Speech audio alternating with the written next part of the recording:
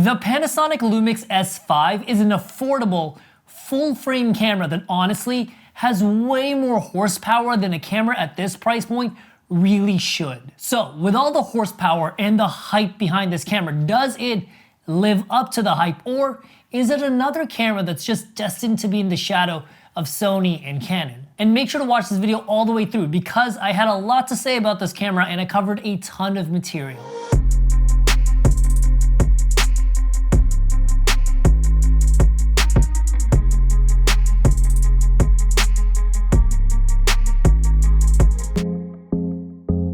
By the way, if you're new to the channel, my name is River, and on this channel, we talk about anything and everything to do with camera gear, from entry-level to high-end professional gear, plus teaching you guys how to take better photos and videos. So if you're into that, make sure to subscribe to the channel, and I'll leave a link down below for all the products that we talk about today, so be sure to check that out. Let's get into the video. Alright guys, let's get right into the fun stuff, because there's 3 things I really want to cover with this camera. The overall look of this camera, the video features, and the raw horsepower and data rates. So first of all, this camera looks great. Usually, I'm not a big fan of Panasonic color science, but honestly, this camera looks like a professional commercial camera. The highlight roll-off on this camera is beautiful. It does not look like a DSLR. This easily looks like a proper cinema camera. And when you consider the hardware and all the work that Panasonic has put into this camera, it's no surprise that this camera looks so good. And the other thing that really sets this camera apart is the fact that it does 10-bit color internally at 422. And you might be like, what does that mean? That sounds really geeky. Well, it is geeky. It's geek talk for this camera gives you a super robust video file. The video out of this camera is going to look as good, or at least very, very close to a $10,000 professional camera. And when it comes to color grading and adjusting your colors in post-production, you are going to have the same flexibility as a $10,000 camera without a doubt. And again, did I mention this camera was less than $2,000? And depending on what resolution or frame rate you're shooting, you're going to get anywhere between 100 to 200 megabits per second in a video file, which is pretty impressive. Which brings me perfectly to the sensor in this camera along with the frame rates. So one of the really impressive things about this camera is the fact that it's less than $2,000 and it's full frame. And in case you don't know what full frame is, basically it's a larger sensor size that mostly professionals use. So you're going to get a professional level sensor for less than $2,000. Okay, I'll make you guys a deal. I will stop telling you guys that this camera is less than $2,000, but seriously, it's less than $2,000. In terms of frame rates, this camera does 4K up to 30 frames per second in 10-bit color in 422, which is a lot of color data. And if you go to 4K at 60, it switches over to 10-bit color at 420 with unfortunately a really big crop, but more on that later. And when you're shooting in full HD, you get up to 60 frames per second in 422 10-bit color. And if you go to full HD at 120 frames per second, which is 4 times slow motion, you get 10-bit color at 420 color space. And also, this camera has a dedicated slow motion mode where you can shoot exclusively slow motion video up to 180 frames per second. That's right, 180 frames per second in full HD. In the slow motion mode, you do lose autofocus, but that's pretty common on most cameras. So let's talk about 4K at 60. I was kind of bummed out, but when you go into 4K at 60 mode, you get a pretty heavy crop where it goes from a full frame sensor to an APS-C size sensor. But before you get too bummed out, you have to realize at this price point, all the competing cameras don't go past 4K at 30 frames per second, and they don't do 10-bit color, they all do 8-bit color. So while the crop is pretty disappointing, you have to remember that this is still a really badass camera at an amazing price point. And you can really tell that Lumix tried to make sure that this was a cinema camera because this camera comes with native in-camera support for anamorphic lenses. And in case you guys don't know what anamorphic lenses are, basically those are the super high-end professional Hollywood lenses. If you ever look at a movie and go, wow, that looks really movie-like, it's because it was shot on anamorphic. And this camera will give you native support for those lenses. But here's my favorite thing about this camera, because Panasonic really knew what they were doing with this camera. They were trying to make a mirrorless camera that looked and behaved like a proper cinema camera. This camera not only has multiple cinematic profiles built in, but it also has Vlog in 10-bit.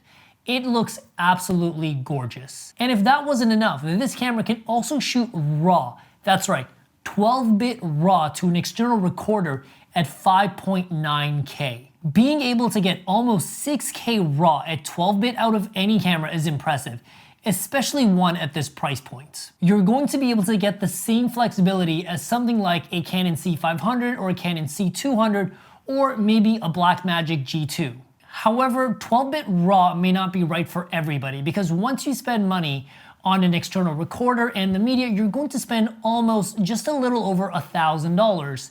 And if you spent that $1,000, you could actually get a Canon R6, which does 10-bit internally 422, uncropped 4K at 60. If you're a cinematographer that makes commercials and movies, you're probably going to go with the Lumix S5. But if you're a content creator that really doesn't need RAW and you just want everything internally, you're probably going to go with the Canon R6. Because ultimately, as a professional, you have to look at this as an investment and see, are you going to make your money back with this camera? However, if you're interested in being paid to own these expensive cameras that would normally cost you thousands of dollars, I've got some good news for you. So, a lot of you guys probably know me from YouTube as the guy that reviews cameras, but what most people don't know is that I also work in the industry as a director and cinematographer. And I've actually worked with big brands like Nike, Canada Goose, Lululemon, and I've shot award-winning music videos and films. But most importantly, I've actually helped a ton of my friends break into the industry or turn their casual interest in photography and video into a high-paying side business. And in some cases, generating a side income that was as much as their full-time income. So naturally, I figured I should help my YouTube audience learn step by step how to take their entry-level or mid-level camera and turn that into a high-paying side hustle, but on top of that, how to find, build relationships, and land high-paying clients. And I know what you're gonna say, I don't have the time, I don't have the money, or you don't think you're good enough to actually land those clients. So I made a course called Side Hustle Pro for exactly people like that. Somebody who wants to make a few $1,000s a month without having to quit their full-time job or dedicate full-time hours. You can do this without having to dedicate a ton of time or money. This is for that person that has a passion for photography and video, but also wants to figure out, how do I monetize that passion? The first thing I'm gonna do is show you how to get the most out of your camera. I'm going to show you every single setting, every single dial, every single menu setting. I'm going to make sure that you get the best possible image from your camera. Second, I'm going to show you all of my creative secrets, how to create that cinematic look that gets the high-paying clients. And lastly, I'm going to show you how to find and build relationships with high-paying clients that will pay you several $1,000s a month. So if you're interested, check out the Side Hustle Pro course down below. And for anybody that signs up through this video, I'm also going to give you my cinematic LUTs and Lightroom presets absolutely free. So click the link down below to get started, and let's get back into the video. You guys have probably noticed I haven't mentioned the photo features of this camera at all. There's a reason for that. When it comes to photos, this camera really isn't that special. It does 7 frames per second in mechanical shutter, and there's an electronic video hybrid photo mode where you can do 60 or 30 frames per second, which is really fast, but only at 18 megapixels, and to be honest, the photo features in this camera are just kind of whatever. But the photos out of this camera do look really nice, and I am really enjoying the color science from the Lumix S5. So we know this camera looks really good in terms of video and image quality, but what about IBIS, autofocus, design? Because those things really mean a lot when it comes to whether or not you actually want to use this camera in the field. So let's talk about autofocus, because the autofocus in this camera is 7 out of 10. It is nowhere near as good as what Sony or Canon offers because it is still contrast-based autofocus. It is not phase autofocus. To test out the autofocus, I ended up shooting one of my fitness friends just casually stretching, and while it looked really good, the image is beautiful, the camera would just randomly lose focus. Sometimes it would do a really good job tracking it, and then other times it would just not do anything at all. However, I should mention this one thing. This camera is really geared and aimed towards cinematographers, people that really want to make a cinematic image. If you're that kind of person, chances are you're going to be focusing your camera manually and you don't really care about autofocus. However, what really impressed me about this camera was the in-body stabilization, and I have to say, blown away. When I first started using the Lumix GH5 in 2018, I was really blown away by the stabilization, and it seems like in the Lumix S5, that stabilization has only gotten better. all of the footage that I shot of my friend exercising is entirely handheld with in-body stabilization, and I have to say it looks really, really smooth. And on top of that, this camera is really good in low light. I shot this camera at 1600 ISO and 3200 ISO, and I was pretty surprised by how clean the image was. So let's talk about design, because ergonomically, Panasonic did everything they could to make this camera perfect for a professional shooter or a cinematographer. The first thing that blew my mind is the fact that Panasonic actually sells a $499 XLR attachment. If you're someone that shoots films or high-end corporate work, you know how important it is to have XLR audio in your camera. And to get that at this price point, kind of awesome. And on top of that, this camera has two major features that would make any professional happy. The first thing is that it has a dual card slot so that your data is extra safe. And the second thing is that it has all the tools that you would want on a professional camera, like waveform monitor, peaking, focus checking, exposure check, built right into the camera. And on top of that, this camera has excellent battery life. It is not quite as good as the Canon battery life, but it is very, very close. And with all of that, the body of this camera is actually really rugged and robust. It feels like a DSLR in your hands. It feels really good. It's a really robust camera. You can really put it through its paces, and it's also weatherproof. Oh, and in case you're wondering, this camera does not overheat.